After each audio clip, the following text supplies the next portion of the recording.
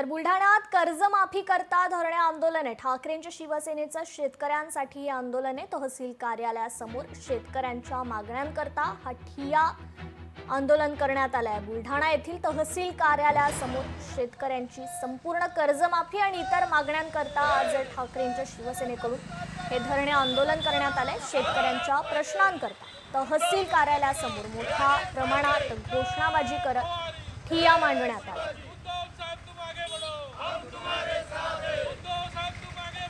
सन्माननीय पक्षप्रमुख उद्धवजी ठाकरे साहेब यांच्या आदेशाने संपूर्ण महाराष्ट्रभर या ठिकाणी तहसील कार्यालयावरती धरणे आंदोलन, निदर्शने, निवेदने या ठिकाणी शेतकऱ्याची संपूर्ण कर्जमुक्ती झाली पाहिजे। त्याचबरोबर शेतकऱ्याचा संपूर्ण सातबारा कोरा होऊन शेतकऱ्याला हेक्टरी 50,000 रुपये मदत मिळाली पाहिजे। या व इतर सर्व मागण्यांसाठी या ठिकाणी आज उद्धव बाळासाहेब ठाकरे शिवसेनेच्या वतीनं आज आम्ही या ठिकाणी धरणे आंदोलन केलं। सरकारच्या विरोधात घोषणाबाजी केली।